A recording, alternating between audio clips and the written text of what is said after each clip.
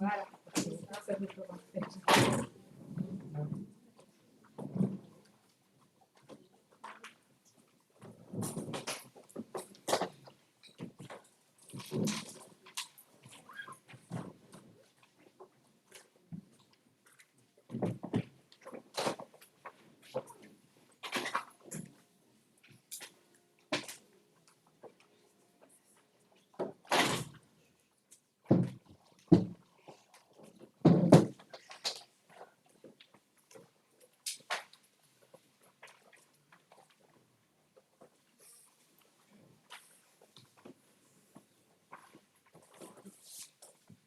Eh bien, donc, bonsoir à toutes et à tous et bienvenue à cette deuxième séance du Conseil municipal de Malétroit.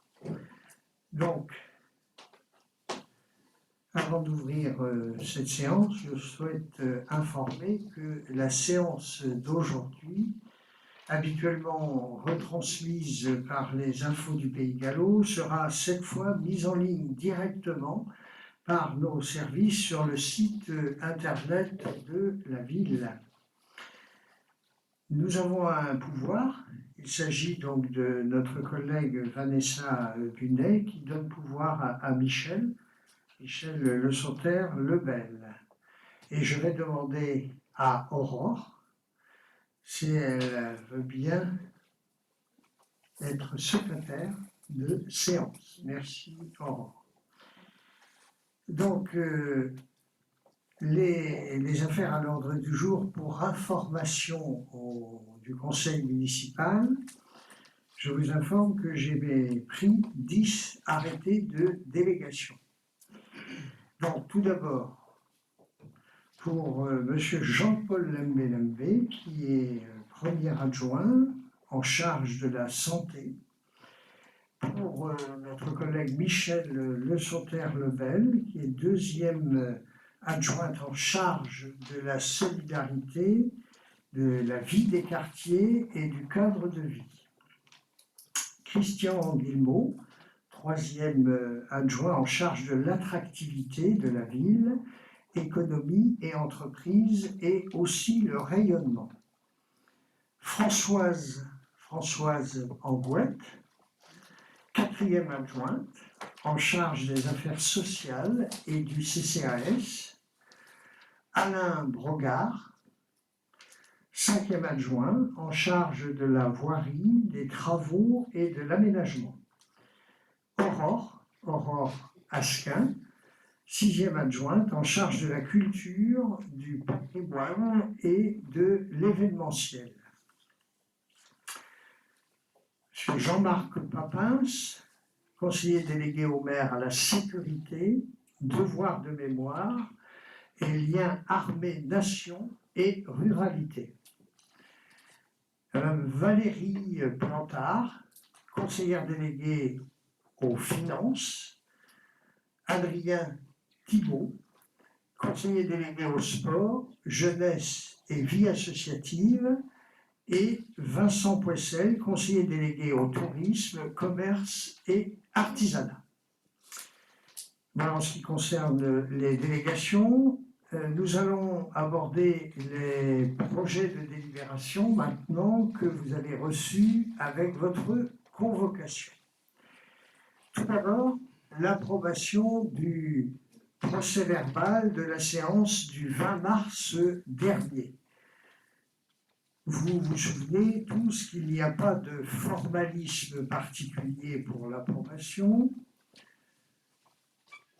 Comme sans remarque de votre part, je vous propose d'approuver le procès-verbal du 20 mars 2026.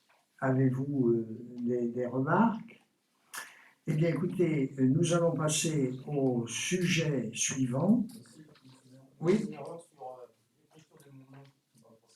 Ah, d'accord, oui. Bon, alors, 2P. C'est remodifié. Très bien. Alors, adoption du règlement intérieur du conseil municipal. Comme il vous a été présenté dans votre convocation, le Code général des collectivités territoriales prévoit l'obligation pour les conseils municipaux des communes de plus de 1000 habitants et plus de se doter d'un règlement intérieur. Ce règlement intérieur... Je me permets déjà de vous couper. La loi ne dit pas les communes de plus de 3500 habitants. Parce que j'ai recherché les textes. C'est pas pour les communes de plus de 1000 habitants, mais pour les communes de plus de 3500 habitants. Pour les communes inférieures, ce n'est pas obligatoire. Je crois que c'est 1000 maintenant. Ouais. Alors, dans les lois que vous avez citées, j'ai recherché les lois citées, et c'est bien mis les communes de plus de 3500 habitants. On va regarder, on va vérifier, il peut y avoir une erreur, on va vérifier ça tout de suite. Vous avez raison d'intervenir, on va vérifier. Voilà. On va vérifier par rapport au règlement.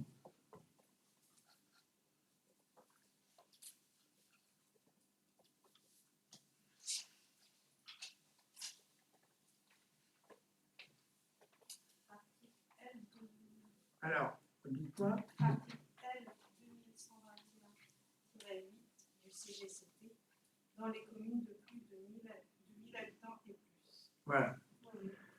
Bon, c'est peut-être vous n'êtes pas à la page, c'est peut-être resté sur les anciens règlements, quoi. Hein? Bon, eh bien écoutez, je continue. Ce règlement intérieur doit déterminer les règles de chaque conseil municipal. Se fixe pour la bonne tenue de ces débats, en respectant bien sûr la législation en vigueur. Un projet de règlement a été établi. Nous l'avons voulu le plus simple possible pour ne pas alourdir les procédures. Il reprend les dispositions du règlement appliquées sur le précédent mandat, donc de 2020 à 2026, qui découle de la jurisprudence et prend appui sur les recommandations de l'Association des maires de France, l'AMF. Il il a été ajouté un article concernant la mise en place de la transmission par voie électronique des convocations au conseil municipal. Je vous rappelle que vous aurez toujours la possibilité de demander la transmission des documents par voie postale si vous en faites la demande au préalable. Alors, avez-vous des questions? Avez-vous des remarques à ce sujet? Donc, en clair, c'est le même règlement intérieur que le précédent. Nous avons juste modifié le courrier électronique. J'ai une question. Oui, allez-y. Alors, je serais plus sur. Ah oui. Voilà, il faut appuyer sur. Restez appuyé sur le bouton. Je reste appuyé dessus. Ok, d'accord. Donc en fait, on a bien lu le règlement intérieur et on a repéré quelque chose qui nous pose un petit souci. En fait, on a remarqué une incohérence dans la temporalité des demandes et des accès au dossier. Donc, si je me trompe pas, mais du coup, je suis novice, donc vous pourrez me corriger si besoin. L'ordre du jour, on le reçoit bien le vendredi, quand généralement le conseil municipal se tient le mardi. Tout à fait, oui. D'accord. Et ensuite, on a un peu plus loin l'accès au dossier qui est indiqué, et l'accès au dossier est possible 2 jours précédant la séance du conseil municipal. C'est bien ça? Ben, de toute façon, quand vous êtes convoqué au conseil municipal, vous avez le dossier complet pour la séance du conseil municipal. Oui, mais ce que je veux dire, c'est que si on veut consulter des documents en mairie, Oui. on peut le faire dans les jours qui précèdent le conseil. En fait, ce qu'on voudrait, clairement, c'est avoir l'ordre du jour un peu plus tôt, afin de pouvoir mieux préparer les questions et les différents points qui sont abordés, et en tenant compte du coup du fait des ouvertures de la mairie notamment, et du temps qui est imparti. Parce que si on reçoit le dossier le vendredi soir, enfin en fin de journée, je ne sais pas si c'est en fin de journée, moi voilà, dans la journée, je pas ma boîte aux lettres, mais ce que je veux dire, c'est que du coup, le samedi, le dimanche, forcément, nous ne pouvons pas venir à la mairie pour consulter les différents dossiers qui nous permettraient de travailler les points abordés, et à ce moment-là, il nous reste le lundi, le mardi, professionnellement et en fonction des emplois du temps de chacun, ça nous paraît un peu court pour pouvoir étudier les points abordés et, si besoin, consulter des documents en mairie. Donc on aimerait, si c'est possible, avoir ces ordres du jour plus tôt afin de mieux préparer les conseils municipaux. Bon, les ordres du jour, vous ne les aurez pas plus tôt. Ça a toujours fonctionné comme ça. Et pourquoi clair. donc? Bon, On peut toujours faire des changements. Vous assisterez aux réunions de conseil municipal, si vous le souhaitez ou pas, et vous aurez de toute manière les documents en temps et en heure, comme vous les avez mis aujourd'hui dans votre dossier. Je crois que vous les avez bien lus, je constate ça, c'est très bien. Et de toute façon, dans les différentes commissions que nous allons créer tout à l'heure, nous aborderons les sujets qui viendront par la suite au conseil municipal. Et si vous avez des questions ou des remarques, vous les ferez. D'ailleurs, je crois qu'il n'y a jamais de problème pour poser des questions dans vos équipes. Nous avons parfois reçu 50 ou 60 questions à l'avance. Et même quelquefois, on nous disait de ne pas les aborder parce qu'elles n'avaient pas été supervisées. Alors, il faudrait déjà vous mettre d'accord entre vous, d'abord. Et puis, après, eh bien, vous poserez les questions que vous voulez, par écrit, comme c'est précisé dans le règlement intérieur, et nous vous répondrons lors de la séance du conseil municipal. Voilà. Rassurez-moi, monsieur le maire, vous n'allez pas nous refaire référence aux 6 dernières années passées. Nous sommes dans une nouvelle mandature, nouvelle équipe. Ou alors là je ne comprends pas bien. Oui, mais on prend les mêmes et on commence quelque part. Donc je constate ça ce soir. Donc c'est pourquoi je vous dis que de toute façon, vous avez tout ce qu'il faut dans vos dossiers, vous poserez les questions que vous voulez, ils y répondront, et le règlement intérieur est fait pour ça. Et je pense que, heureusement qu'il y a un règlement intérieur, parce que ça permettra de bien réglementer les choses au sein de ce conseil municipal. Alors, effectivement, j'ai oublié de préciser que je comptais 2 jours, le lundi et le mardi, pour pouvoir consulter des dossiers, mais non, puisqu'en plus, nous devons vous envoyer les réponses le lundi. Donc, les questions, excusez-moi, les questions le lundi. Donc, ce qui fait qu'en fait, on n'a qu'une seule journée pour préparer nos questions et consulter si besoin. Donc j'ai l'impression que vous bridez du coup les informations, vous nous empêchez d'accéder à des informations afin que nous préparons moins ces questions. Et museler, ça confirme. Juste, je peux me permettre, oui. Museler, c'est ce que vous nous avez évoqué au dernier conseil municipal, qui est d'ailleurs dans le compte rendu. Et c'est vrai que du coup, ce règlement nous muselle complètement. L'objectif, c'est quand même qu'on puisse travailler sereinement. Enfin voilà, on est tous conseillés, c'est d'aborder aussi les sujets. D'ailleurs, vous le mettez dans le règlement, et puis vous nous dites, on prend les mêmes et on recommence, mais de quel droit on pourrait dire la même chose de votre exécutif, monsieur le maire? Donc, on prend les mêmes et on recommence. Vous pouvez dire ce que vous voulez, hein. Vous savez, la parole est libre ici autour de cette table. Tout à fait. La preuve, c'est qu'on vous laisse parler. Eh bien, justement, j'ai une autre question. Est-ce que vous pouvez nous expliquer la phrase « Elle ne donne... » Alors, les questions orales portent sur des sujets d'intérêt communal. Elle ne donne pas obligatoirement lieu à aucun débat. Moi, j'ai besoin d'un éclaircissement, parce que comme parfois on n'est pas à la page, voilà, là j'ai besoin d'un petit éclaircissement sur cette petite phrase. Redites la phrase. Les questions orales portent sur des sujets d'intérêt communal. Elles ne donnent pas obligatoirement lieu à aucun débat ni vote, sauf demande de la majorité des conseillers municipaux présents. Oui, exact. C'est-à-dire que lorsque vous posez des questions, par écrit, dans le règlement que nous ferons appliquer, je répondrai à vos questions, mais il n'y a pas obligation d'un débat. C'est clair. Je crois qu'il n'y a pas besoin de faire de dessin, ni de vous imager ça. Il suffit de le lire et c'est très clair. Donc, c'est comme ça dans tous les conseils municipaux qui ont un règlement intérieur. Alors, si je peux me permettre juste un petit éclaircissement au sujet des questions. Alors, il y a les questions qui sont des questions annexes, diverses, qui n'ont rien à voir avec les sujets traités à l'ordre du jour. Et celles-ci, effectivement, il faut qu'elles soient formulées à l'avance. Pour le reste, sur tous les sujets qui sont traités en cours de conseil municipal, vous pouvez bien évidemment poser toutes vos questions.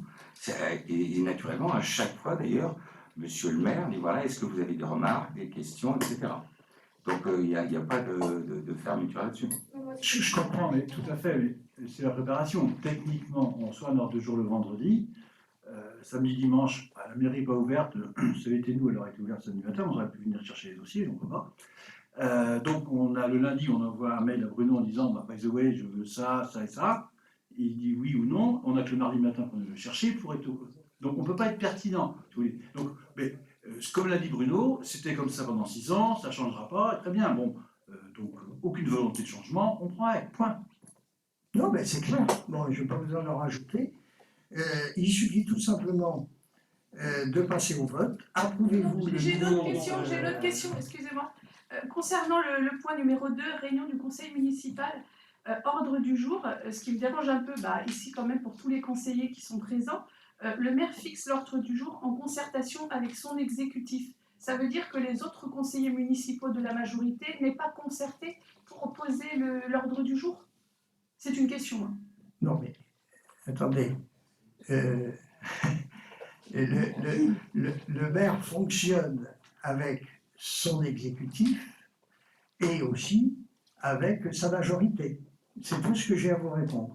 Ce serait peut-être bien de le préciser parce que là, on a vraiment l'impression qu'il n'y a que l'exécutif et que les autres conseillers qui sont quand même présents au conseil municipal et quand même, enfin voilà, où il y a du travail, je pense que ce serait important quand même que ce soit indiqué, même si la minorité, effectivement, vous ne souhaitez pas travailler avec nous, mais je trouve que c'est quand même pas très correct pour les autres, vous autres colistiers.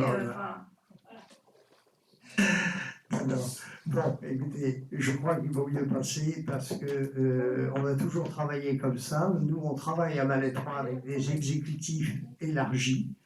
Et d'ailleurs, je vais vous expliquer comment on fonctionne et comment je voudrais aussi qu'on fonctionne dans d'autres institutions. Donc, on fonctionne en exécutif élargi et ça se passe très bien et on continuera à fonctionner de cette manière-là. qu'est-ce que vous entendez par exécutif élargi? Eh bien, écoutez, exécutif élargi, c'est clair, vous l'avez dit vous-même, la majorité est associée. Alors peut-être que ce serait bien indiqué dans le règlement intérieur, le maire fixe l'ordre du jour en concertation avec son exécutif Mais, élargi. Écoutez, je ne changerai rien, ça reste comme ça. On a très bien fonctionné pendant 6 ans. On va continuer à fonctionner avec ce nouvel exécutif et aussi la majorité. Et puis, ma foi, vous pourrez toujours dire ce que vous avez à dire et demander. Alors, approuvez-vous le nouveau règlement? Non. Vous n'allez pas vous en sortir comme ça. Je vais revenir sur la minorité. Vous savez très bien que le mot, moi, m'irrisse le poil un petit peu. Vous voulez opposition, je crois. Tout à fait. Voilà, je veux opposition, s'il vous plaît. Et ensuite, les documents,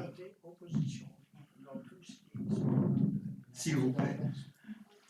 Et ensuite, les documents destinés à la publication seraient remis au maire sur support numérique modifiable. Ça, par contre, je pense que vous n'avez pas le droit. En effet, s'il y a besoin de modifier notre petit reportage qui sera publié dans votre feuille de chou trimestrielle, nous le modifierons, mais en aucun cas nous vous donnerons un support numérique modifiable. Ce sera un PDF, et puis si quelque chose ne vous convient pas, on en parlera, on modifiera ou pas, mais le support que l'on vous donnera ne sera pas modifiable. Il faudra que ce soit bien formaté. Voilà, c'est dans ce sens-là, oui. Il faut que ce soit... Il le sera. Vous avez, je vais encore revenir, vous avez édité qu'une seule fois, vous avez fourni une seule fois par le passé un document, il n'a jamais été modifié. Il n'a pas été modifié. Donc c'est clair. Vous écrivez ce que vous avez envie d'écrire et tout simplement on le passera. Vous pouvez supprimer le mot modifiable dans le règlement. C'est pour l'imprimerie, c'est pour la mise en page, donc on ne le supprimera pas, puisque c'est pour la mise en demandez page. le format, on mettra au format convenable, et puis voilà. De toute façon, votre document n'a jamais été modifié, donc je ne vois pas pourquoi on le modifierait. Si vous voulez dire des choses, comme vous avez l'habitude de dire, eh bien vous le direz, tout simplement. Et puis, c'est peu de respect pour ceux qui font ce document de l'appeler une feuille de chou. Donc, un petit peu de respect pour les gens qui travaillent. Oui, je trouve aussi une feuille de chou, ça fait un peu bizarre. Bon, enfin, approuvez-vous, c'est un manque de respect, voilà, dans beaucoup de domaines. Approuvez-vous le nouveau règlement intérieur du conseil municipal annexé à votre convocation? Qui est pour? Qui est contre? Voilà, alors vous notez donc que 5 contre. Voilà, de l'opposition. Parce que c'est très important. Non, moi je ne suis pas du tout d'accord avec ce que vous nous dites. On est conseiller municipal, ou alors vous mettez sur conseiller municipal de la majorité Bon, à tout le monde. Mais il faut arrêter avec ça. Écoutez, Conseiller, non, nous, on ne Non. demande pas de distinction. Non, Nous mais, sommes- on est tout à fait arrangé. C'est vous qui dites minorité ou opposition. Nous, ce qu'on demande, ça ira très bien. voilà, conseiller municipal. C'est vous qui dites, et d'ailleurs la dernière fois, vous avez, non, vous avez dit la dernière fois opposition. Là, d'ailleurs, on arrive, c'est minorité. Enfin, stop, à un moment donné, nous sommes conseillers Non, municipal, donc c'est non, bien mais de mettre attendez. conseiller municipal. On point. a parlé de la minorité, c'est partout en France, hein, vous avez une majorité, une minorité. C'est pas plus à Malétroit qu'à Rennes, qu'à Strasbourg, etc.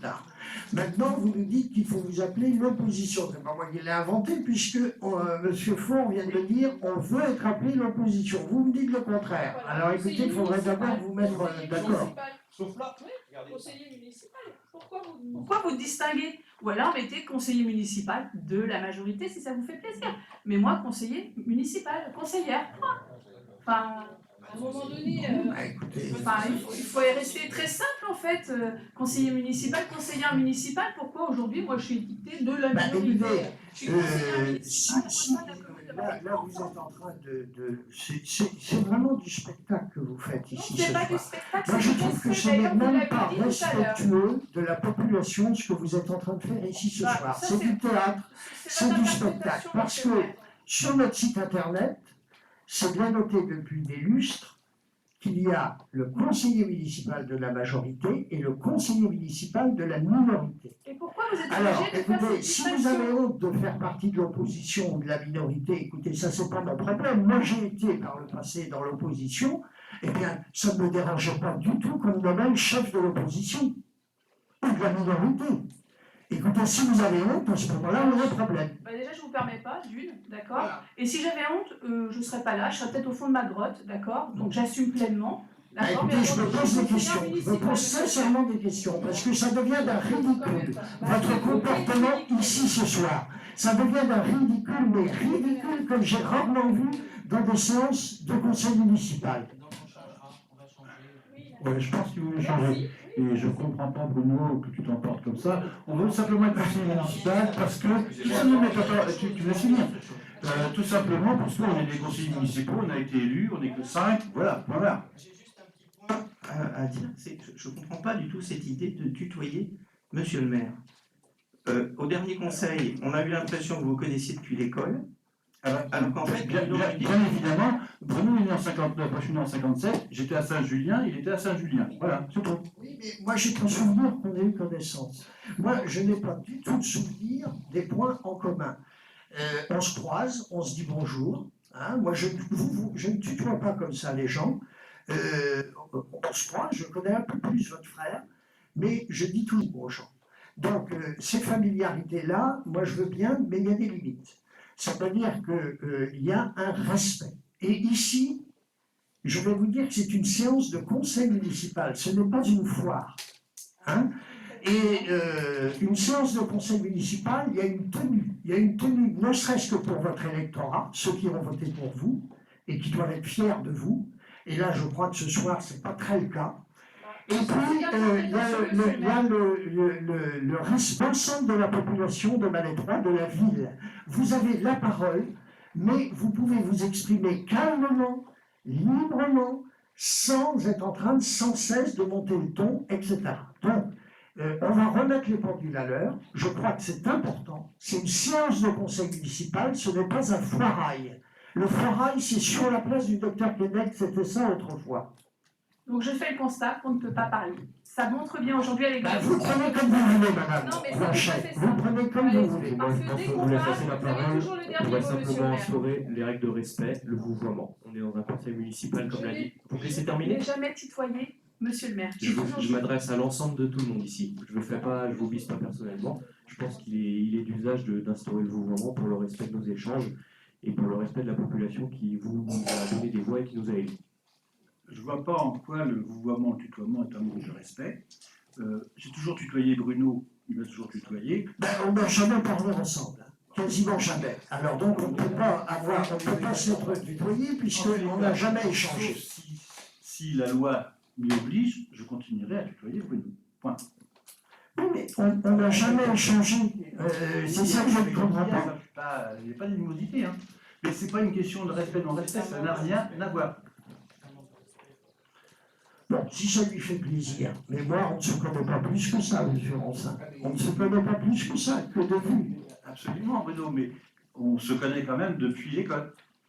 Non, moi, j'ai pas de souvenir de nous à l'école. Donc, comme ça, c'est très clair. De votre frère, oui, mais pas de vous. Alors, donc, on va passer à un autre sujet, parce que je crois que c'est plus agréable d'être dans un pôle de construction, c'est-à-dire pour l'avenir de Malétroit. Et moi, ce que j'attends, ce sont vos propositions pour l'avenir. Plutôt que des petites querelles comme ça, des petits règlements de compte, des petits coups bas, etc. Ça, c'est pas très constructif pour l'avenir de la ville. Par contre, je vous attends sur des propositions cohérentes pour l'avenir de Malétroit. Et ça, c'est ce qui est important pour les Malestroyennes et les Malestroyens.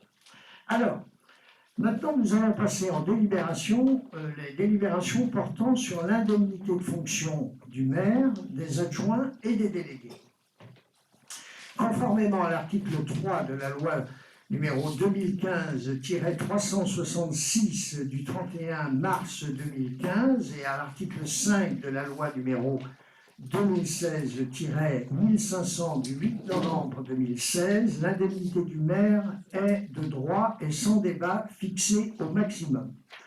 Conformément aux dispositions légales, il est proposé de fixer les indemnités de base du maire et des adjoints, de déterminer le budget formation obligatoire et de préciser la périodicité de versement des indemnités. Je vais vous présenter le calcul de l'enveloppe mensuelle destinée aux indemnités du maire et des adjoints. La population municipale de Malétroit est de 2558 habitants. Ceci porte le nombre de conseillers municipaux à 23 et donc le nombre maximum d'adjoints à 30% de l'effectif, soit 6 adjoints. Le conseil municipal du 20 mars dernier a retenu 6 adjoints pour cette mandature. Je vous propose de répartir l'enveloppe autorisée pour le nombre d'adjoints à 5 272,98 € à part égale entre les adjoints et les conseillers délégués, soit un taux de 12,375 %.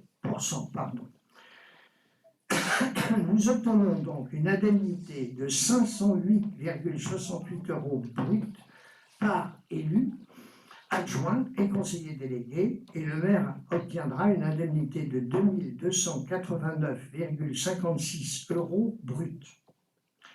Je vous propose que ces indemnités soient versées mensuellement au maire, aux adjoints et aux conseillers délégués. Par ailleurs, le budget de formation des élus constitue une dépense obligatoire et doit être comprise entre 2 et 20% du montant de l'enveloppe indemnitaire. Il vous est proposé de retenir un taux de 2% sur l'enveloppe, soit 1770,32 € par an. Avez-vous des questions?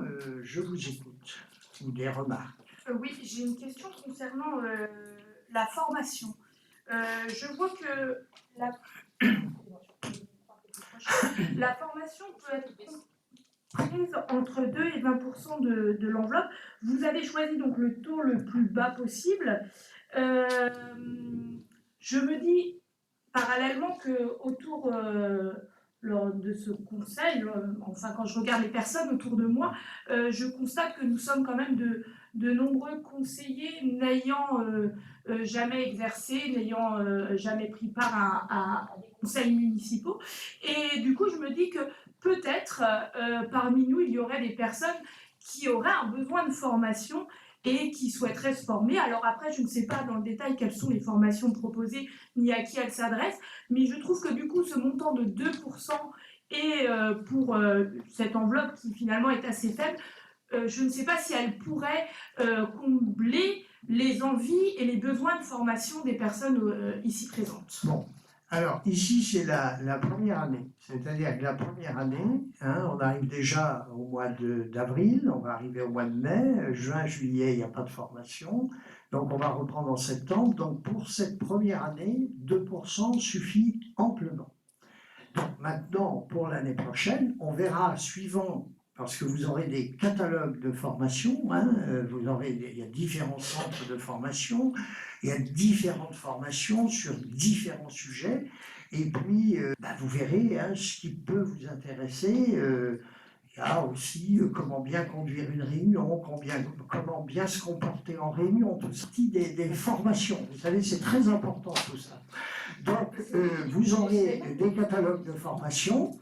Et puis, vous pourrez choisir des formations pour l'année prochaine si vous le souhaitez. Et en ce qui concerne nos collègues élus de la majorité, eh bien, vous savez qu'il y a la formation interne qui est très importante. C'est-à-dire qu'il y a l'expérience et il y a la jeunesse. C'est-à-dire qu'on peut se former soi-même en interne. Et ayant fait de la formation pendant des années dans ma carrière, eh bien, je crois que c'est très intéressant de le faire. Voilà. Est-ce que les élus de la minorité peuvent aussi profiter de cette formation interne? Eh bien, écoutez, non, je vous dis tout de suite non, parce que avec les comportements que vous avez ici ce soir, ça ne m'intéresse pas. Voilà. Donc, on va passer tout de suite aux choses. La répartition. Donc, approuvez-vous la répartition du montant de l'enveloppe autorisée pour le nombre d'adjoints 5 272,98 €, à part égale entre les adjoints, c'est-à-dire 6 élus, et les conseillers délégués, 4 élus, et d'attribuer 508,68 € brut par élu, adjoint et conseiller délégué. Et je continue. L'inscription au budget d'un montant correspondant à 2% du montant de l'enveloppe indemnitaire, soit 1 770,32 € pour les dépenses obligatoires de formation des élus. Qui est pour? Eh bien, écoutez, qui est contre? Voilà.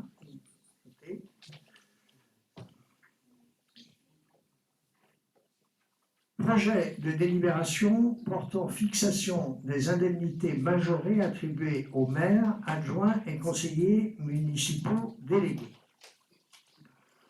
Je vous rappelle que les articles L 2123-22 et R 2123-23 du CGCT prévoient l'octroi possible d'une majoration d'indemnité de 15% dans les communes chefs-lieux de canton ou anciens chefs-lieux de canton, où les communes siègent des bureaux centralisateurs de canton, appelés aujourd'hui dotation bourg-centre. Ce rôle de centralité génère pour les élus un niveau d'engagement et de sollicitation sensiblement plus élevé que dans une commune ordinaire.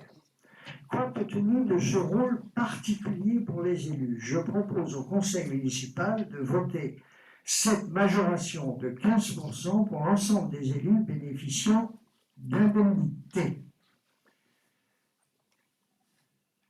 Allez-y. Oui. Comme nous l'avons annoncé lors de notre campagne, on n'aurait pas pris ces 15%. Je pense que le budget de la commune a vraiment besoin d'économies, donc nous ne voterons pas ce projet de délibération. D'accord. Donc, vous ne votez pas du tout, hein, vous ne participez pas au vote. Ok. On va voter, mais on ne votera pas. Ah, d'accord. Voilà, d'accord. Ok.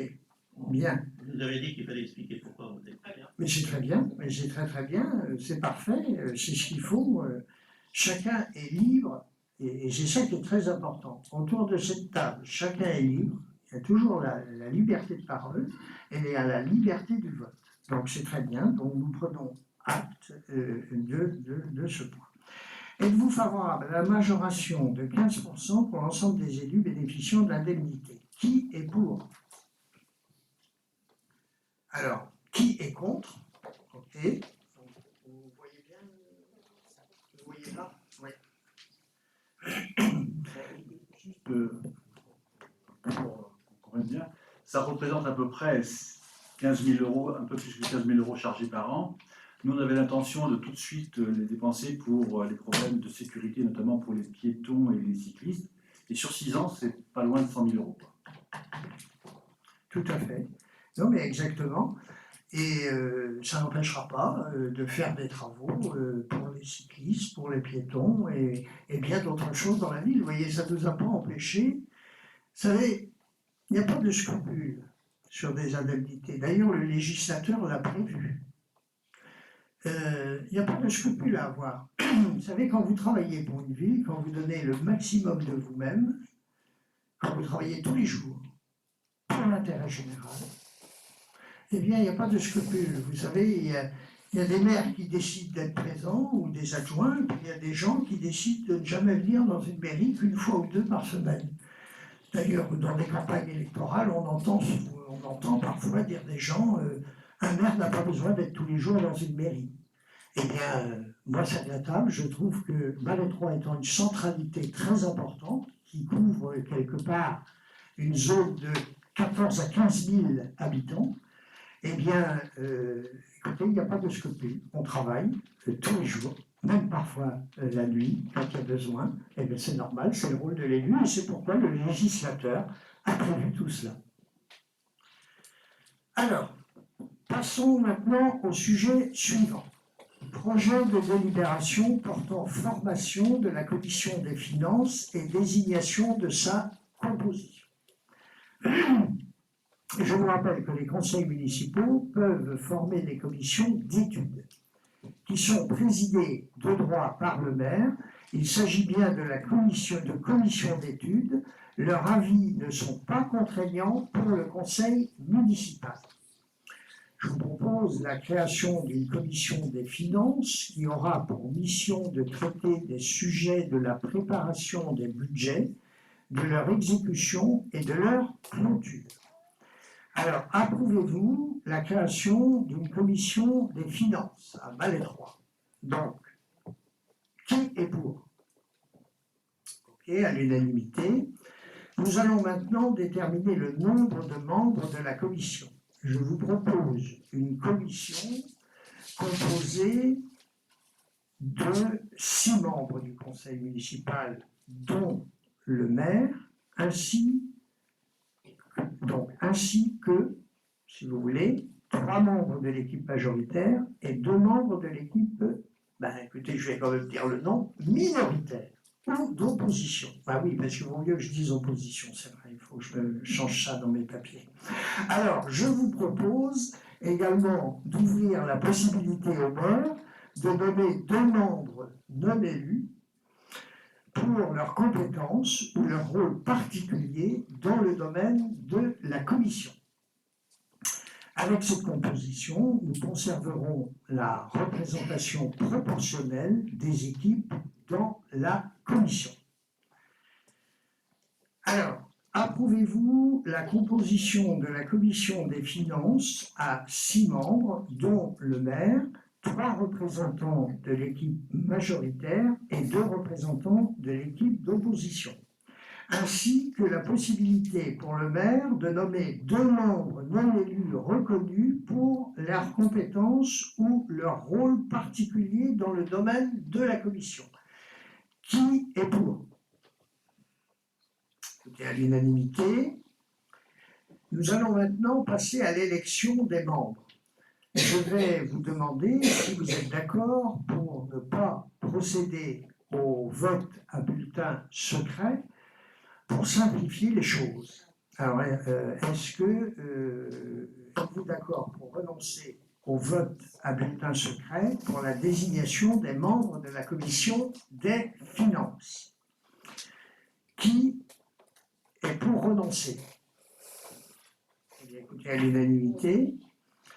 Et je vais maintenant vous demander s'il y a des candidats pour être membres de cette commission. Donc, je rappelle, il faudra donc 3 candidats de la majorité et 2 candidats autrement. Alors,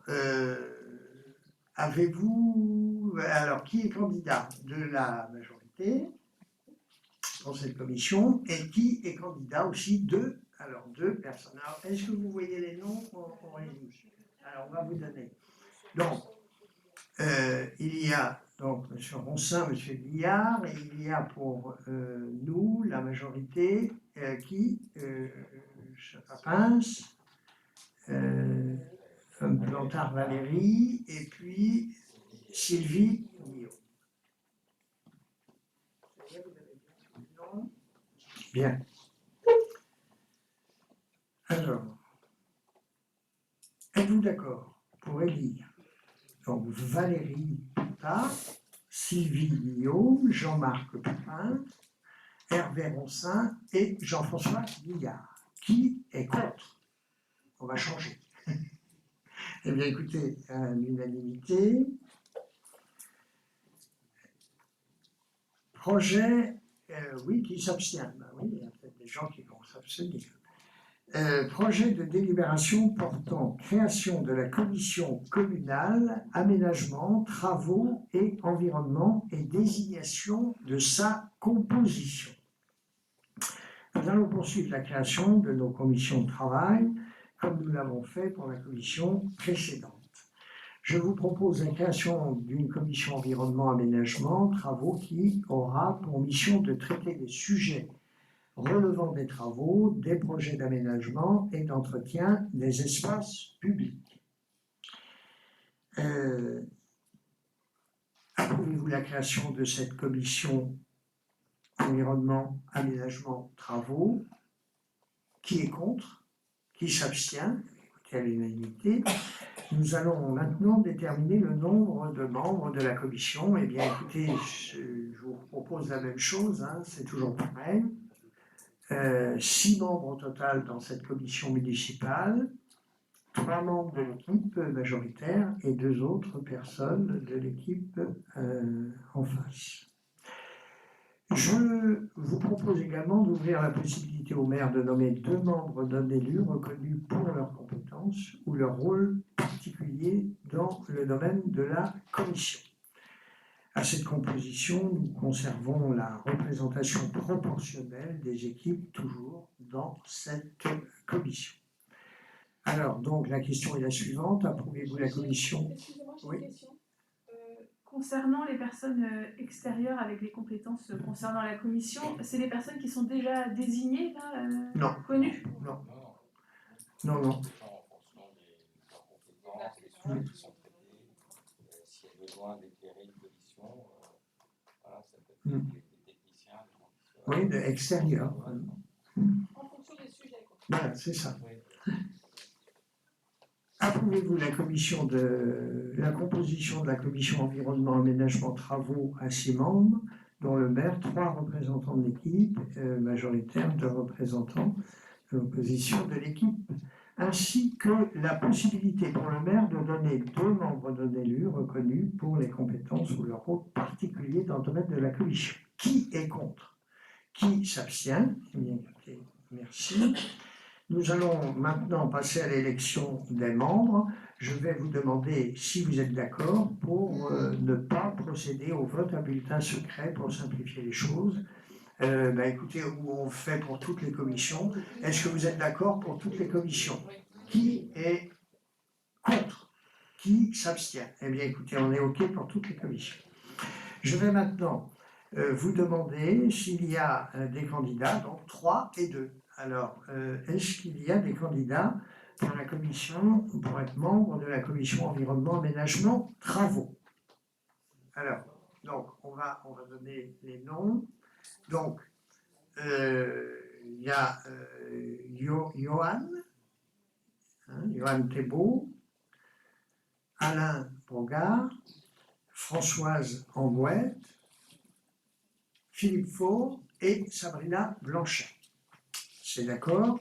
Qui est contre? Qui s'abstient? Eh bien, écoutez, merci à l'unanimité. Projet de délibération portant création de la commission communale sport, jeunesse et vie associative et désignation de sa composition.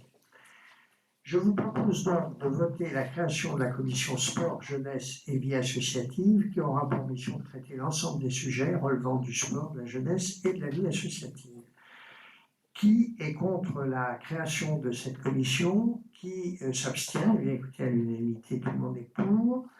Nous allons maintenant déterminer le nombre, toujours sur la même cadence, c'est-à-dire 3 et 2.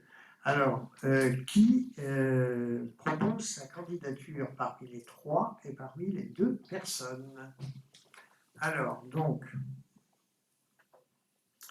je reprends.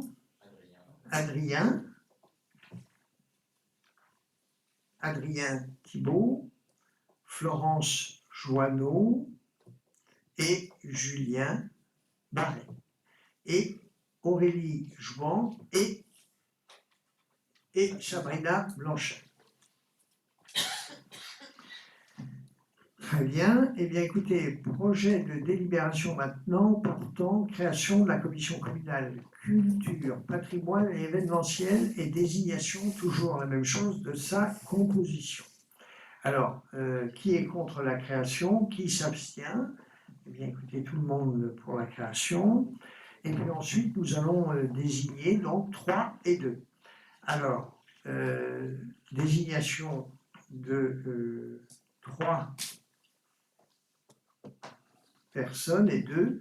Alors, qui, vous êtes toujours d'accord sur le principe de 3 et 2, qui pense sa candidature? Alors, donc il y a Laura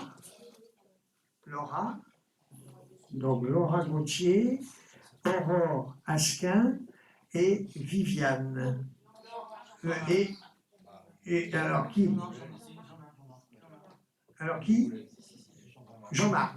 Jean-Marc Papin. Et puis, Aurélie Jouan et Philippe Faure. C'est bien ça. Alors, vous êtes d'accord pour élire ces personnes? Qui est contre? Qui s'abstient? Eh bien, écoutez, je vous remercie.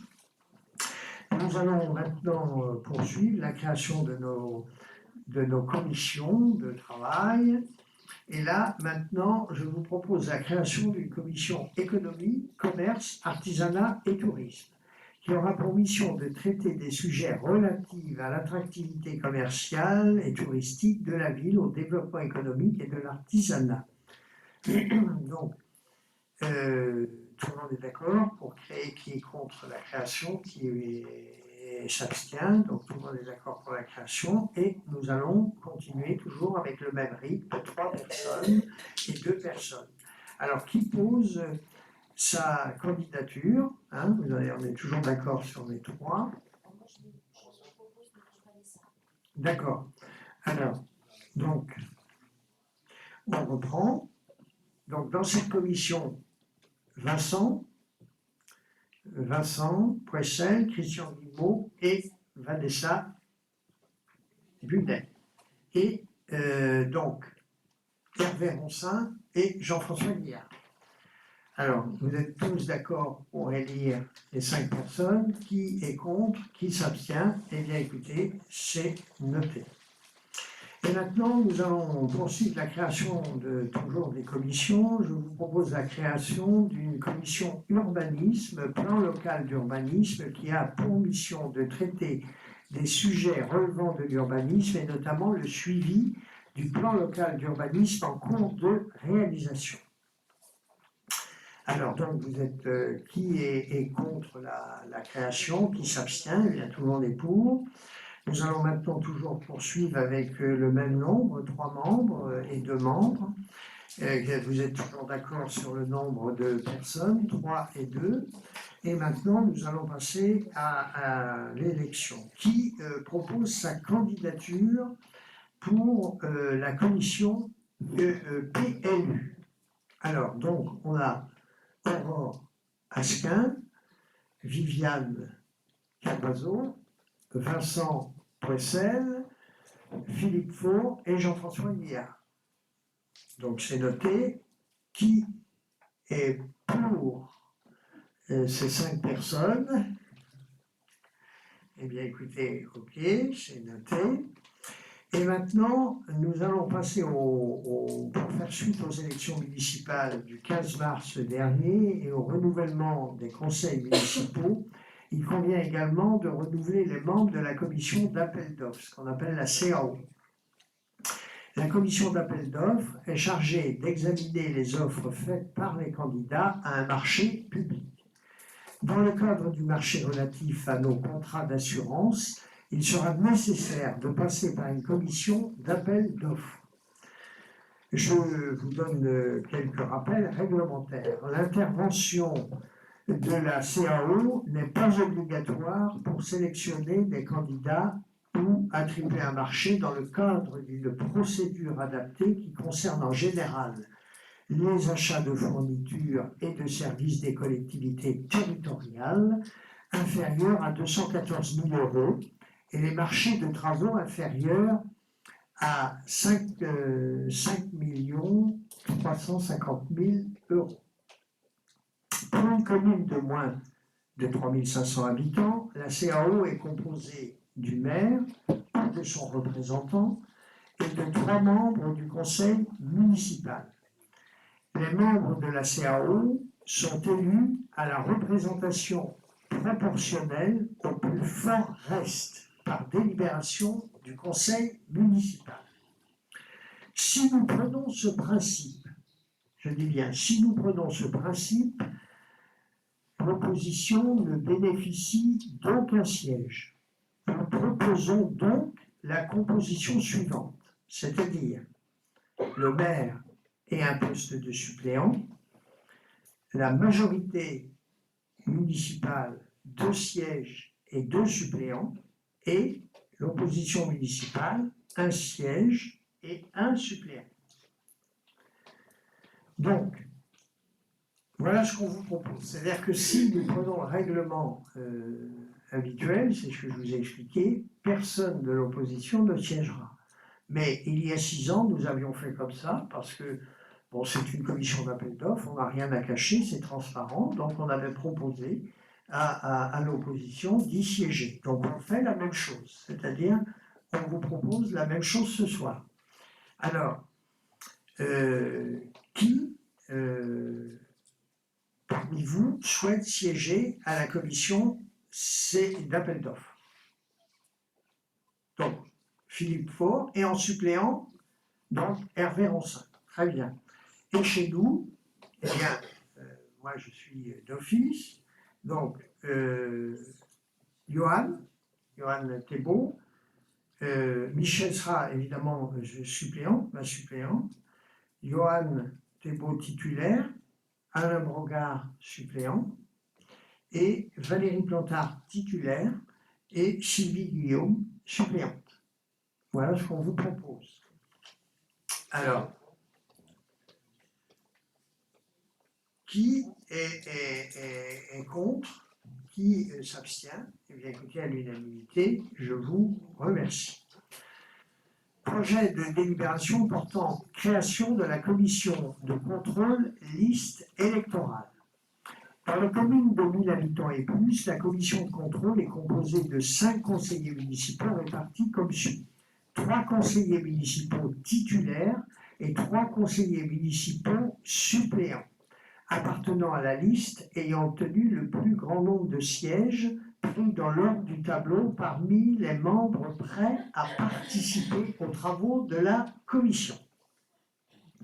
Si 2 listes seulement ont obtenu des sièges au conseil municipal lors de son dernier renouvellement, les 2 conseillers municipaux titulaires et 2 conseillers municipaux suppléants appartiennent à la 2e liste ayant obtenu le plus grand nombre de sièges pris dans l'ordre du tableau parmi les membres prêts à participer aux travaux de la commission de contrôle.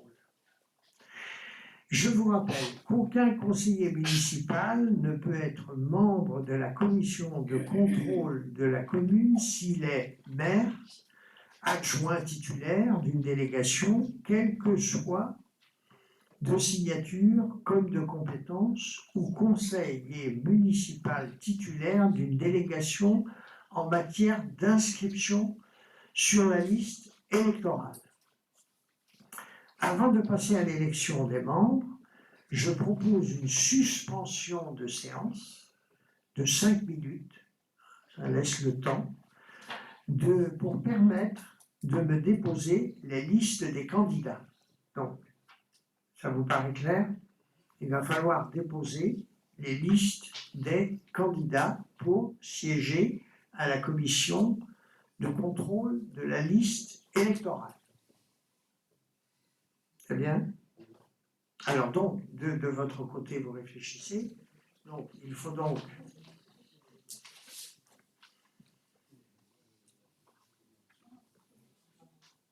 deux personnes de chez vous, c'est ça, un titulaire et un suppléant de chez vous et chez nous. Chez nous, alors, chez nous, il n'y a pas d'adjoint. Donc, nous avons proposé, nous proposons de notre côté Sylvie, Florence et Jean-Marc Papins comme titulaires, et en suppléant Julien, Viviane et Vanessa en suppléant. Alors, voilà en ce qui nous concerne. Maintenant, on laisse 5 minutes, où c'est bon.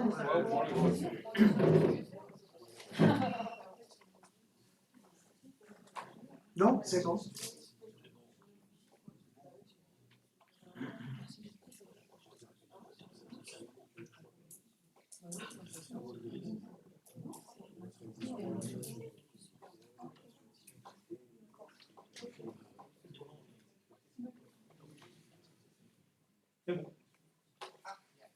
Bien, alors, donc, qui est titulaire chez vous? Donc, Philippe Faure et suppléant Aurélie. Alors, donc on reprend. Et chez nous, Sylvie, Guillaume, Florence Joanneau et Jean-Marc Papin, titulaires. Hein, d'accord? Julien Barré, Viviane Carvazo et Vanessa Bunet en tant que suppléants. Qui est contre? Vous pouvez juste répéter le nom des suppléants, s'il vous plaît. Alors, les suppléants. Alors, suppléants chez vous, c'est Aurélie Jouan. Alors, chez nous, c'est Julien Barré, Viviane Carvazo et Vanessa Budet. Voilà. Alors, qui est contre? Qui s'abstient? Eh bien, écoutez, à l'unanimité, je vois personne. Ah, il manque 2 personnes. Ah oui, il manque deux autres personnes, alors, chez vous. Il faut 2 titulaires et 2 Voilà. jurés. Alors, qui veut être titulaire aussi et qui... Hein? Non, il faut un titulaire et un suppléant. Alors, il manque. Voilà. Alors, donc, on reprend. Viennent s'ajouter au titulaire Sabrina Blanchet, suppléant Jean-François. Non, c'est ça? Hein? Voilà. Et suppléant Jean-François Guillard. Donc, voilà. Donc, on a donc le total. On peut peut-être redire, si vous voulez, pour que ce soit bien clair. Donc, Sylvie et Guillaume, Florence Joanneau, Jean-Marc Papin, titulaires. Julien Barré, Viviane Carvazo et Vanessa Bunet, suppléantes. Aurélie, c'est Philippe Faure, hein, je crois, titulaire. Et Aurélie Jouan. Alors, voilà. Donc, vous suivez. Hein, donc, voilà. On reprend. Sabrina Blanchet, titulaire. Philippe Faure, titulaire. Et Aurélie Jouan et Jean-François Guillard, suppléant. On est OK? Qui est contre? Qui s'abstient? Eh bien, écoutez, c'est noté. Projet de délibération portant sur le nombre de membres du conseil d'administration au conseil d'administration du CCAS. Je vous rappelle que le conseil d'administration du Centre communal d'action sociale est présidé de droit par le maire et qu'il comprend en nombre légal au maximum 8 membres élus en son sein par le conseil municipal et 8 membres nommés par le maire parmi les personnes non membres du conseil municipal. Je vous propose, comme lors des précédents mandats, de fixer à 16 le nombre du membre du conseil d'administration du CCAS et à 8 le nombre de conseillers. Non, c'est 8 et 8. Parce que il y a des gens qui vont venir en dehors, donc il faut 8 et 8. Il faut 8 et 8. Il manque donc 8 et 8 pour le conseil d'administration des membres du CA. Parce qu'il y a des établissements extérieurs qui viennent. Donc on est obligé de monter à 8, qui sont nommés.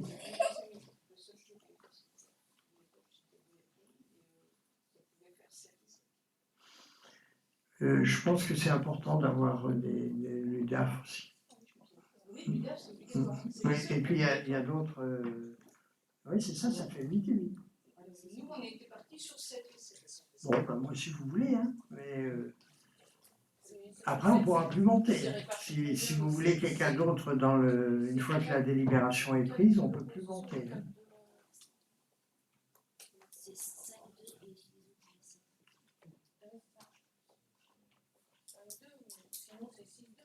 Voilà. Il faut que ce soit à peu près équitable. 5-3. Bon, 7 et 7? Bon, ben moi je veux bien. Hein, si, C'est qui les personnes extérieures, enfin, ou les structures qui seront présentes Donc en fait, il y a d'abord un représentant de l'UDAF qui est de droit, Après, on demande à un représentant des personnes âgées sur la commune, un représentant du champ du handicap, des personnes qui représentent l'aide aux personnes en difficulté, etc. On a Donc ça peut être la Croix-Rouge, il peut y avoir la Croix-Rouge aussi, le Secours populaire. Oui.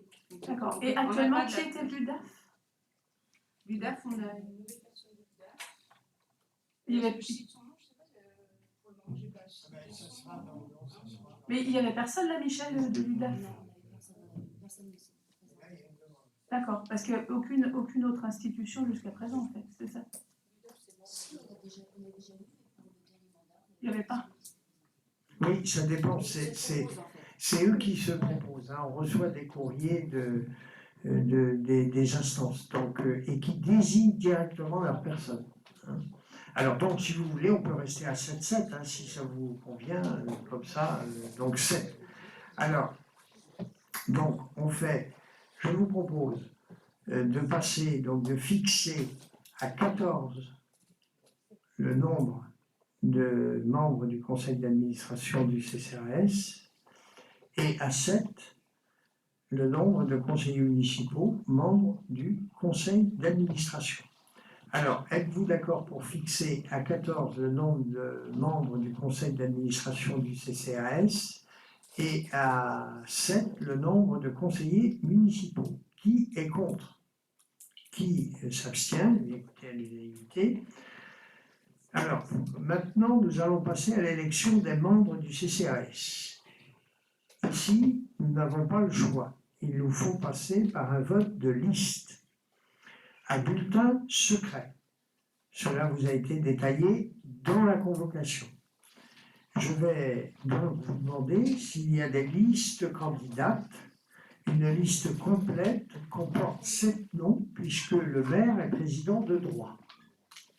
Donc, alors, voilà, vous avez des noms déjà, donc 7 noms. Alors, et vous vous présentez aussi une liste. Ok.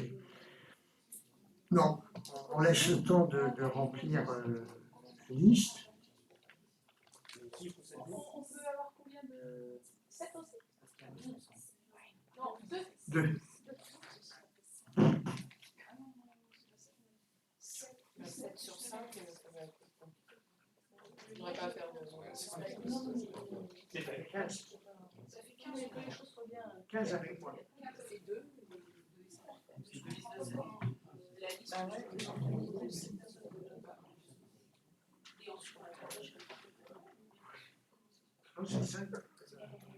C'est justement la liste.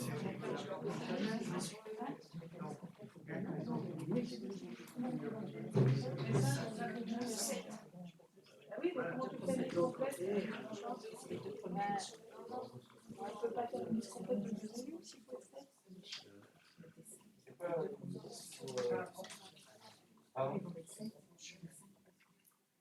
donc c'est 5 et 2. Ça fait 5 et 2. Ah oui, donc on propose une liste de 2. On fait une liste de 2. Ouais, c'est pas des listes complètes alors.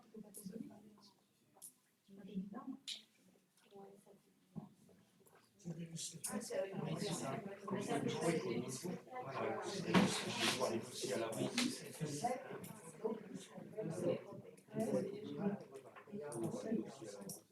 mais oui, oui, c'est une liste de 7. Si, il y aura pas, c'est une liste de 7. En fait, on fait des listes. Donc on présente, bah oui, c'est vrai, vous ne pouvez pas être 7. Bah oui, on peut, mais bon.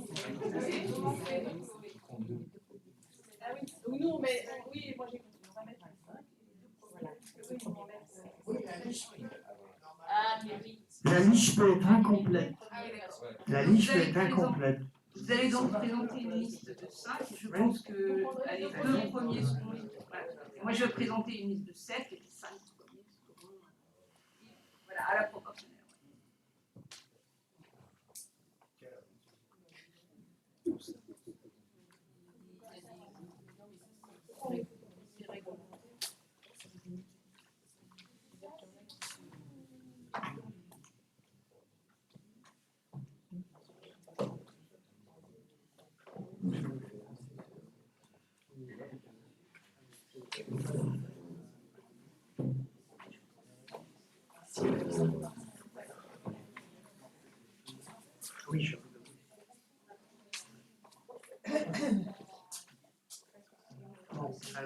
je vais lire les noms.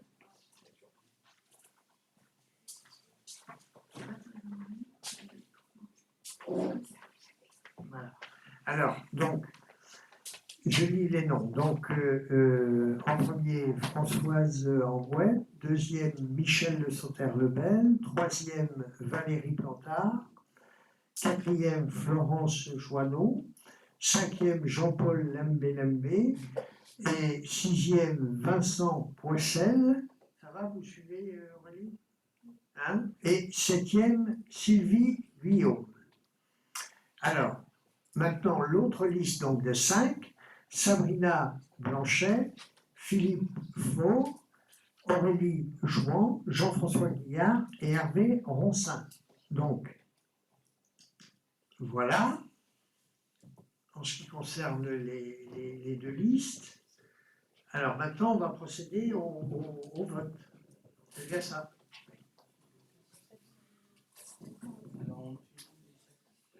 En fait, on va donner au nom de la liste la liste. On va appuyer sur la liste nationale. Voilà, on va nommer liste, vous notez sur le papier, liste Sabrina Blanchet et liste Françoise Ambouet. C'est ce que vous notez sur votre papier. Quand vous votez. Sur les listes, vous notez un nom de liste, soit on nomme la liste Sabrina Blanchet ou la liste Françoise Ambouet, qu'on note sur le papier.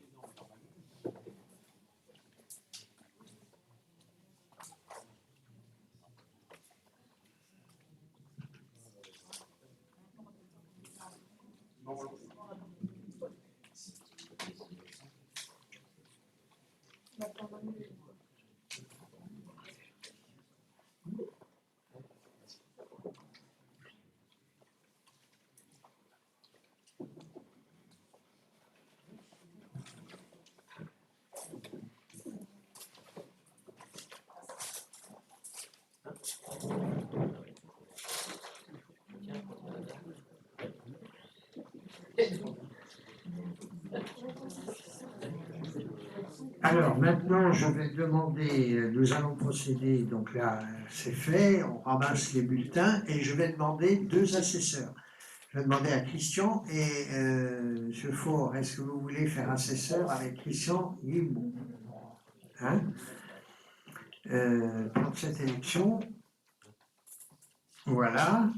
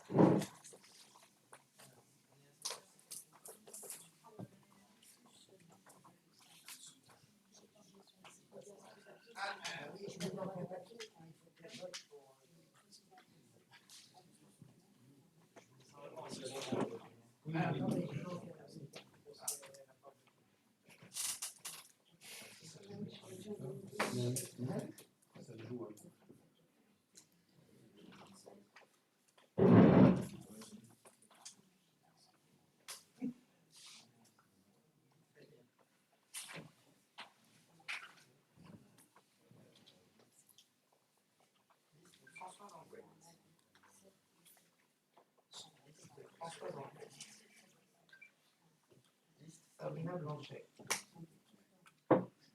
Françoise Ambouet. Liste Sabrina Blanchet. Liste Sabrina Blanchet. Liste Françoise Ambouet. Liste Françoise Ambouet. Liste Françoise Ambouet. Liste Françoise Ambouet. Liste Françoise Ambouet.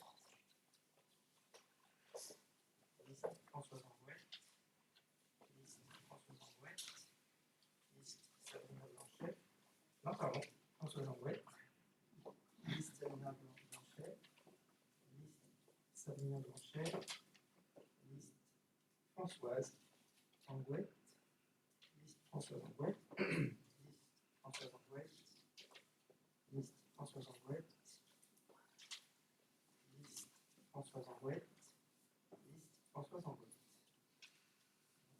1, 2, 3, 4, 5 pour Sabrina Blanchet. 4, 5, 6, 7,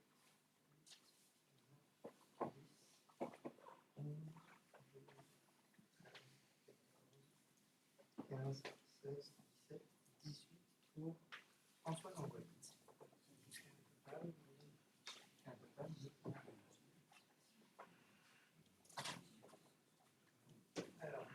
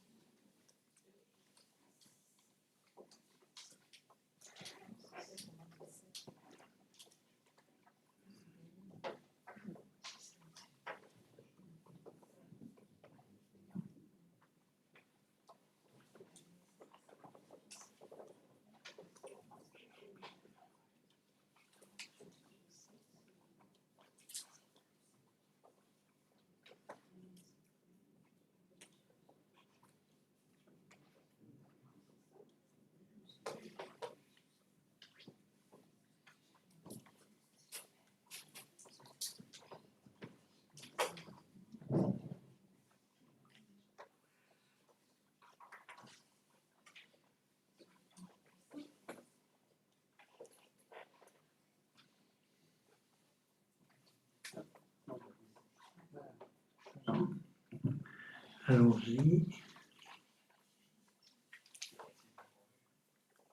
Très bien. Alors, sont élus de la liste Françoise Angouette, Michel de Sauterre-Lebel, Valérie Plantard, Florence Joanneau et Jean-Paul Lembelembe. Et sont élus pour la liste Sabrina Blanchet et Philippe Faure. Donc, ce qui fait au total 7 personnes. Donc, voilà. Vous êtes d'accord? C'est d'accord. C'est noté? Donc, ces 7 personnes siégeront au conseil d'administration du CCAS de Malétroit.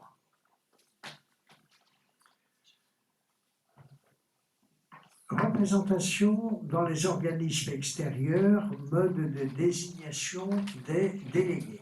Je vous rappelle que les délégués du Conseil dans les organismes extérieurs sont désignés par le Conseil municipal. Si le nombre de candidats correspond au nombre de délégués à élire, les nominations prennent effet immédiatement sans vote formel.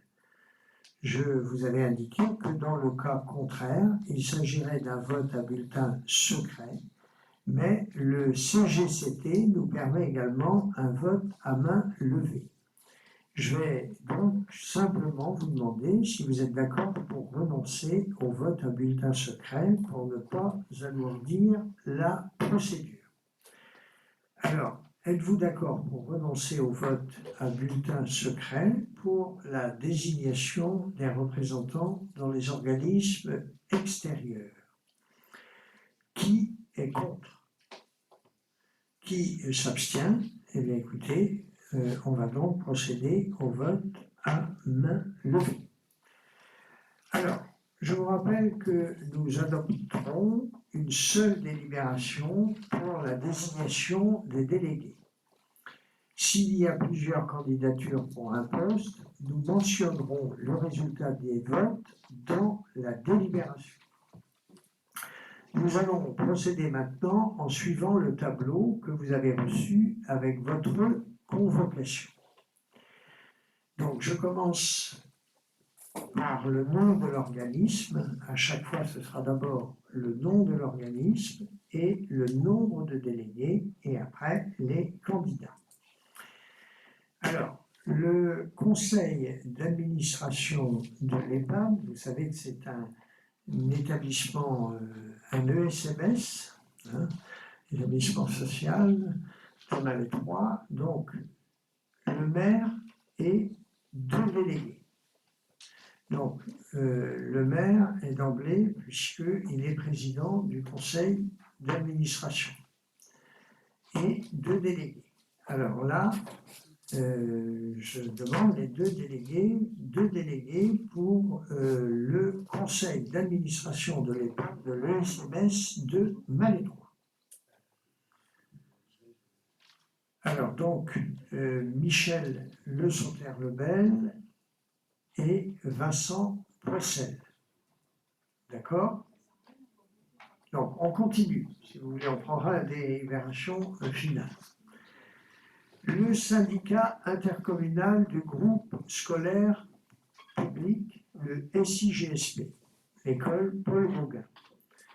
Donc, le maire et 2 délégués. Donc, qui est candidat? Alors, donc là, 1, 2, 3 candidats. Donc, Viviane Carvazo, Sylvie Guillaume et Aurélie Chouan. Sachant qu'il faut donc 2 délégués. Alors, comment nous allons procéder, Aurélie? On va faire à la main levée. Comment? Voilà. Alors, on va faire pour chaque délégué à main levée. Oui, monsieur Faure, je vous écoute. Est-ce que vous avez l'intention de vous laisser des places dans les syndicats extérieurs à la commune? Voilà, ça, la question est toute simple. Ça ne sert à rien de se présenter 20 fois si à chaque fois vous aviez tout prévu. Bon. Alors, l'autre fois, il n'y avait pas de place. Étant donné le comportement que vous avez eu ce soir, je peux vous dire que non. Voilà. Je vois mal comment vous pouvez représenter la ville de Malétroit dans des syndicats extérieurs. Donc, je vais vous le dire carrément, je ne vais pas tourner en rond pour le dire. Voilà. Alors, donc, on procède comment? Du coup, par candidature, donc, qui est pour la candidature de Viviane Carvazo pour le SIGSP? Voilà. Qui est contre? Qui s'abstient? Voilà. Qui est pour la candidature de Sylvie Guillaume? Qui est contre? Qui s'abstient? Alors, nous allons passer maintenant... Ah oui, Aurélie. Qui est pour la... Il faut que je note ici. Aurélie. Alors, qui est pour la candidature d'Aurélie Chouan? Voilà. Qui s'abstient? Qui est contre? Voilà. OK. Alors ensuite, le Vallon d'Oust, syndicat d'assainissement Vauza. 3 délégués. Donc, 3 délégués à voter. Qui pose sa candidature pour le Vauza? Voilà. Donc, il y a 3 candidatures. Il s'agit d'Alain Brogard, de Bruno Giquelot et de Johan Thébault. Qui est contre? Qui s'abstient? Écoutez, c'est l'unanimité. Morbihan Énergie, 2 délégués titulaires. Il faut donc 2 délégués titulaires à Morbihan Énergie. Qui pose sa candidature? Donc, il s'agit de la candidature d'Alain Procard et de moi-même, Bruno Giquelot. Qui est contre? Qui s'abstient? Écoutez, merci. Haut du Morbihan.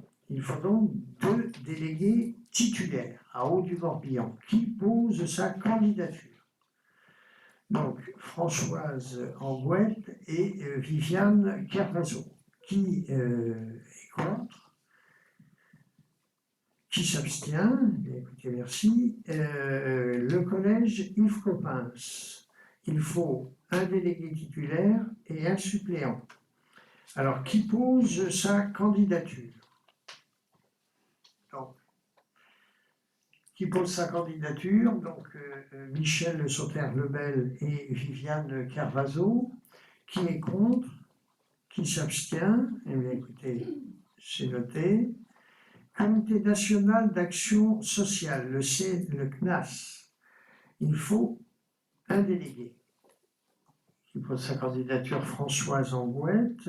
Eh bien, écoutez, c'est noté.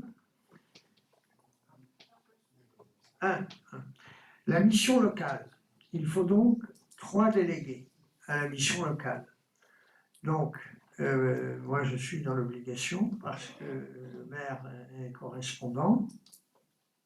Aurore, Asquin et Françoise Angouette. Qui est contre? Qui s'abstient? Association des petites cités de caractère. Il faut 2 délégués titulaires et 2 délégués suppléants. Qui pose sa candidature? Alors, comment? Qui pose sa candidature en tant que titulaire? Alors, donc, ok. Donc, alors, ouais, du coup, en tant que titulaire, vous êtes 3. 2? Non.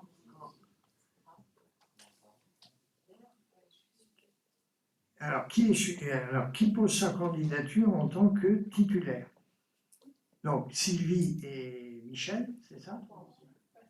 Ben, ça fait 3, il faut 2 titulaires. Hein? Alors, où on vote?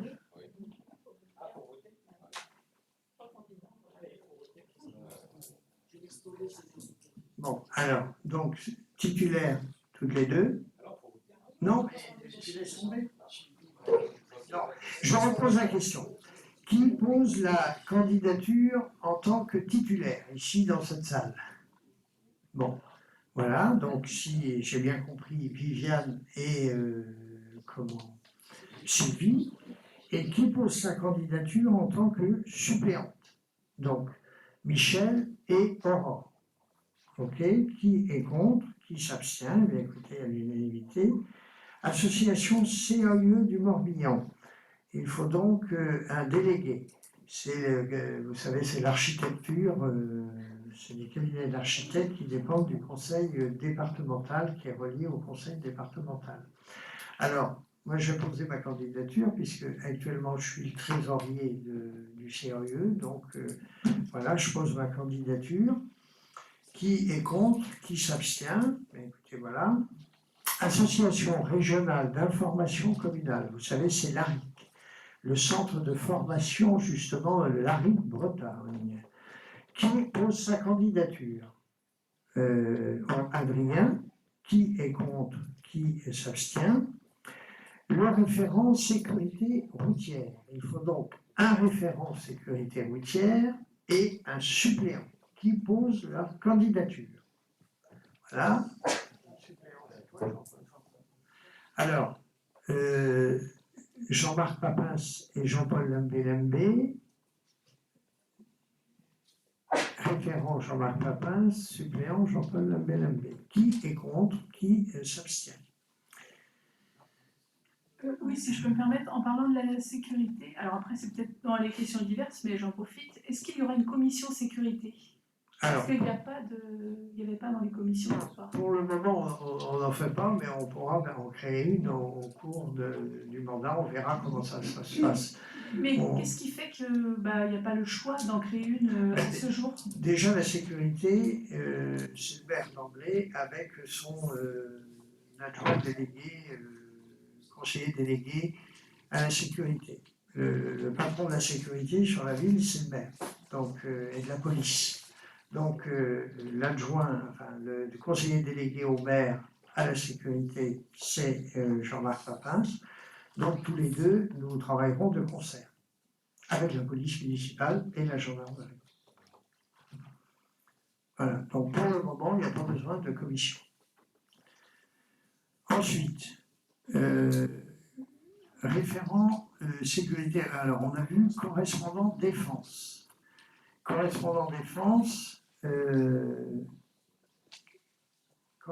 défense, donc Jean-Marc Papins, qui est contre, qui s'abstient.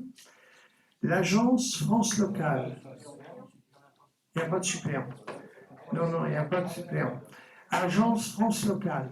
Donc, un délégué et un suppléant. L'agence France Locale, c'est une banque pour les collectivités territoriales. Vous savez que nous avons un prêt que nous avons renégocié auprès de l'agence France Locale, donc il faut des délégués au sein de cette instance. Un délégué et un suppléant. Alors, Adrien et puis suppléant Vincent Poissel. Donc Adrien, Thibault, Vincent Poissel, qui est contre, qui s'abstient, et l'OGEC. Vous savez, c'est l'OGEC du Collège Saint-Julien et de Sainte-Jeanne d'Arc. Donc, un délégué et un suppléant, qui est candidat. Alors, Sylvie et Valérie, donc qui est délégué et un suppléant? Voilà, délégué, et puis suppléant, Sylvie. Qui est contre, qui s'abstient, et le COGEM, vous savez, c'est le comité de jumelage avec l'Angleterre et l'Écosse. Donc il faut 2 délégués. Qui est candidat? Alors, Julien Paré et Viviane Carvazo. Qui est contre, qui s'abstient, et l'AJMR, vous savez, c'est l'association de jumelage avec l'Espagne. Donc, il faut donc 2 délégués. Qui est candidat? Donc, Viviane et Sylvie, Viviane Carvazo et Sylvie Guillaume, qui est contre, qui s'abstient.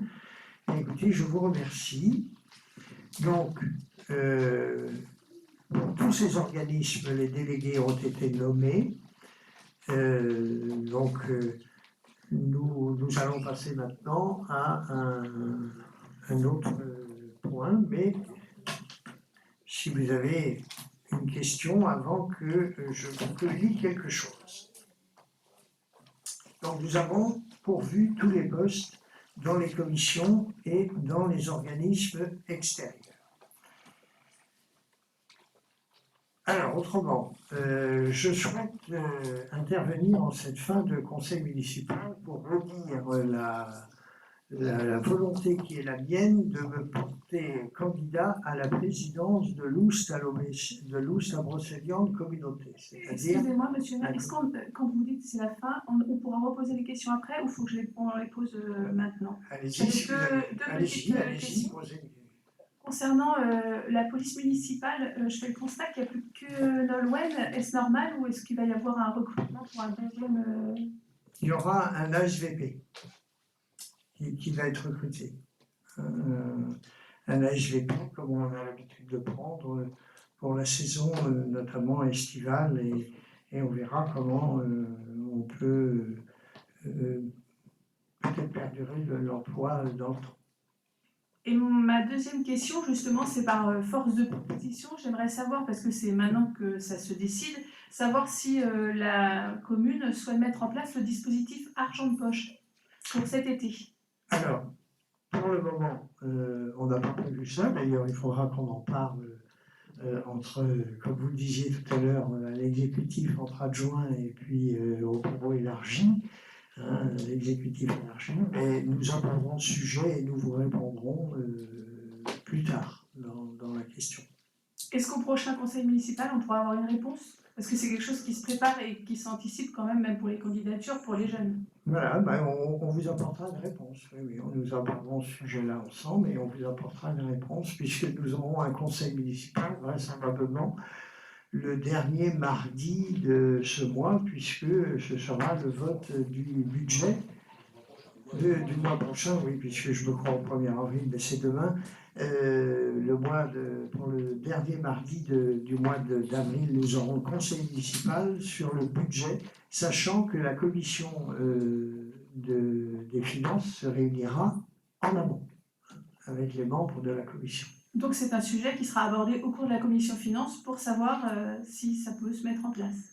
Ah ben, ce sera abordé pas au sujet de la commission des finances, vous aurez la réponse au prochain conseil municipal du dernier mardi de avril. Très bien, merci. Ok. Alors, oui. C'est une question pratique. Dernier mandat, on a un petit peu pêché sur les plannings des réunions. Si on pouvait avoir au moins un planning de réunion au trimestre, ce serait quand même beaucoup plus facile pour s'organiser. Parce que là, vous parlez de la commission finance. Souvent c'est un mercredi, on a tous nos obligations à droite et à gauche, donc prenez au moins les dates de réunion en amont.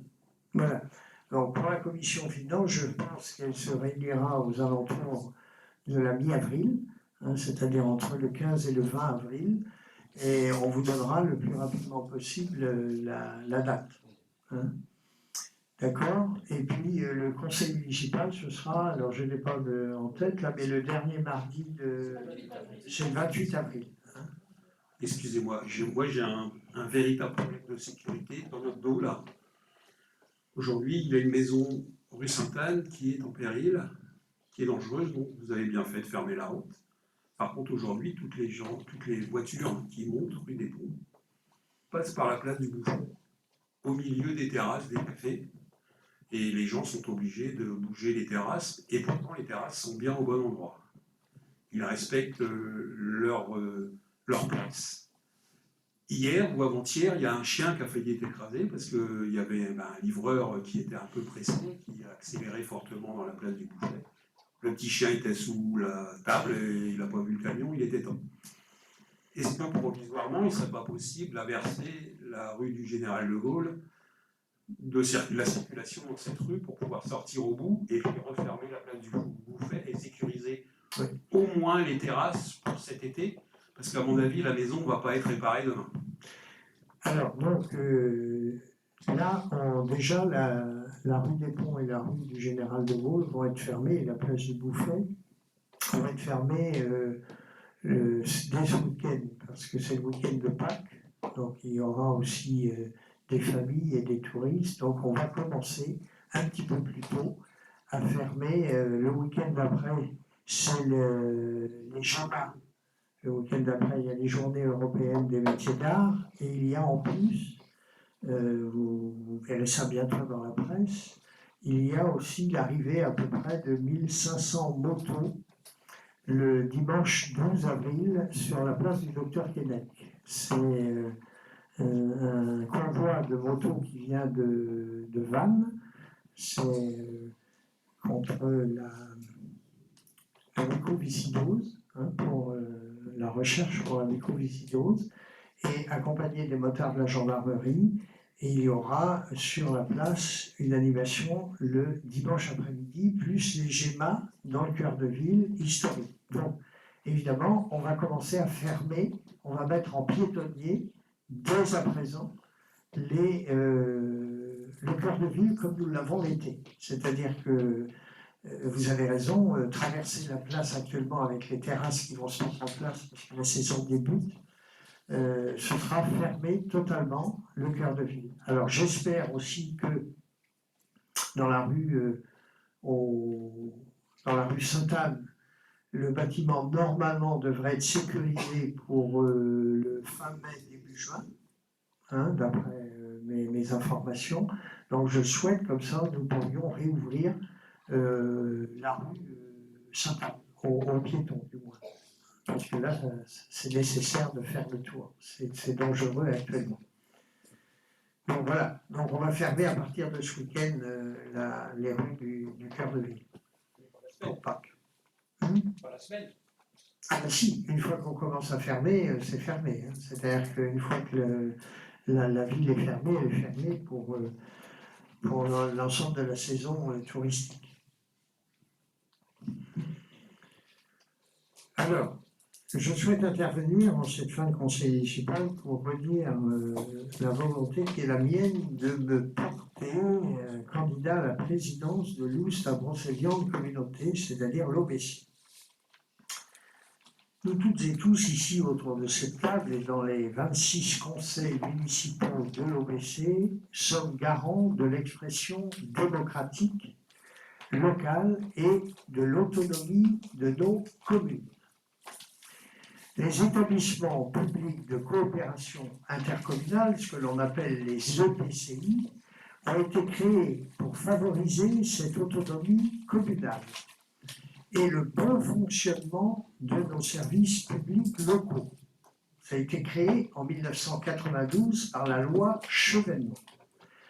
Donc ça a été créé en permettant la mutualisation de compétences trop lourdes à gérer par nos communes ou dont l'objet dépasse naturellement les frontières communales.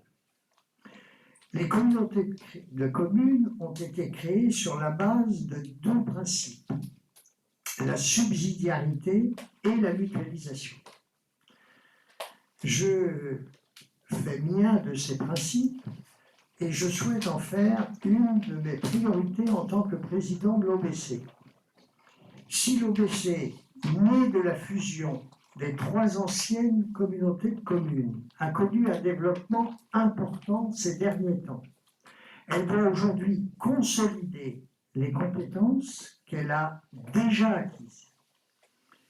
Avant d'envisager de nouveaux transferts de compétences, qu'il s'agisse de l'urbanisme ou de l'assainissement collectif, je veillerai à ce que notre priorité soit d'assurer une gestion efficace, transparente et réelle, adaptée aux besoins des communes et de leur population. En assurant une mise en œuvre efficace et rationnelle des compétences exercées, je m'engage à assurer une gestion rigoureuse et sobre des deniers publics. Cette bonne gestion s'accompagne d'un engagement clair de ne pas augmenter la fiscalité qui pèse sur les habitants et les acteurs économiques de notre territoire, d'autant plus en ce moment. Mon engagement sera de mettre les habitants, les communes et les élus municipaux, en premier lieu les maires, au cœur des préoccupations de l'OBC, de l'Oust-à-Brocéliande communauté. Cela passera d'abord par une refonte de la gouvernance afin de garantir que la voix de chaque commune, quelle que soit sa taille, soit entendue et prise en compte dans les décisions. Je proposerai donc que l'ensemble des réunions du bureau soient systématiquement ouvertes à tous les maires. Par ailleurs, les grandes décisions prises au sein de ce nouveau format de bureau devront être prises selon le principe de la décision par consentement avant d'être présentées à tous les élus en conseil communautaire. Ainsi, tous les représentants des communes pourront se faire entendre et faire valoir leur voix. C'est donc avec ce projet ancré dans les réalités du terrain, respectueux des communes, respectueux de leurs habitants, que je souhaite rassembler les élus de l'OBC autour d'une ambition partagée pour la prochaine mandature. Voilà la raison pour laquelle j'ai posé ma candidature et que je pose ma candidature jeudi prochain au sein de la présidence de l'OBC.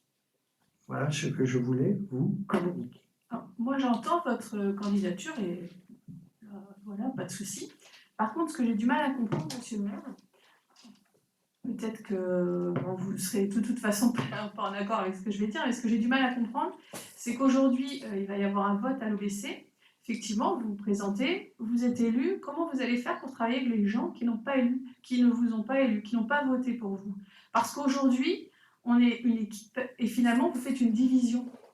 Donc, c'est juste que voilà, j'aimerais bien avoir une explication. Comment vous allez faire à l'OBC pour travailler avec tout le monde, comme vous le dites dans votre discours, en fait? Alors, écoutez, l'OBC, ce n'est pas du tout le même fonctionnement d'un conseil municipal. Tout à fait, mais il faut quand même dialoguer. Non, il n'y a pas de problème, je dialogue avec vous, vous voyez. La preuve, c'est que lorsque c'est posé sérieux, je réponds.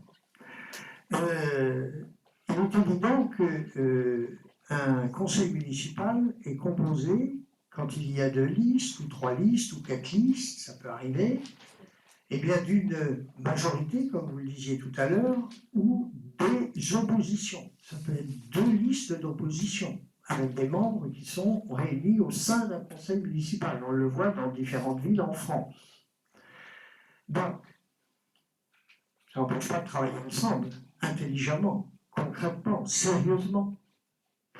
Mais une communauté de communes, un EPCI, ce n'est pas la même chose. C'est-à-dire que ce sont l'ensemble des maires d'une communauté de communes qui forment cet ensemble communautaire. C'est-à-dire que s'il n'y avait pas de communes et de maires, les communautés de communes n'existeraient pas. Elles ont été créées en 92, lors de la loi Chevènement, comme je le disais tout à l'heure, pour alléger les communes dans des compétences qui étaient beaucoup trop lourdes pour elles, c'est-à-dire style les déchets, l'économie, etc., qui sont d'ailleurs aujourd'hui des compétences obligatoires pour les communautés de communes en France. Donc, ce qui fait qu'on ne peut pas comparer un conseil municipal composé de majorité, de minorité ou d'opposition, le mot que vous voulez, moi ça m'est égal, et une communauté de communes qui est composée d'ensemble de maires qui représentent leurs habitants. Et c'est pourquoi je dis que les maires doivent être au centre de décision, quel que soit le maire, que ce soit une petite, moyenne, grande commune, ils doivent être associés aux décisions transparentes d'une communauté de communes. Et il faut faire attention aussi, surtout à notre époque, que les techniciens ne prennent pas le dessus sur les élus. Parce que les seuls garants de la politique locale, ce sont les élus. C'est eux qui devront rendre des comptes à leur population. Alors évidemment, ce n'est pas le technicien, que ce soit DGS ou secrétaire général, ou, etc., c'est pas lui qui devra rendre des comptes aux habitants de son territoire. Ce sont les élus, d'où l'intérêt que les élus soient au cœur des décisions communautaires, dans une transparence totale et une prise de décision globale. Voilà. Ce n'est pas ma question, mais j'entends votre discours, mais ça ne répond pas du tout à ma question. Mais de toute façon, je pense que Je pense que j'ai répondu clairement à votre question. Non, je sais pas. Un conseil municipal n'est pas la même chose qu'une communauté de communes.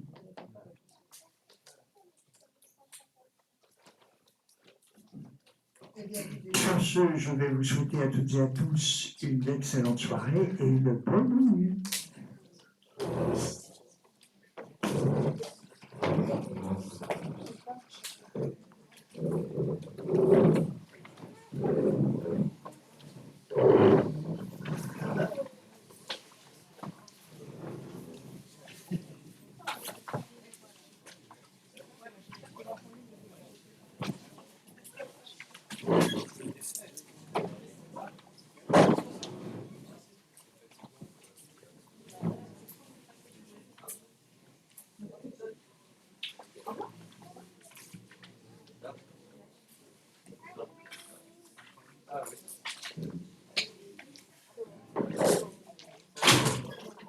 Messieurs, dames, messieurs,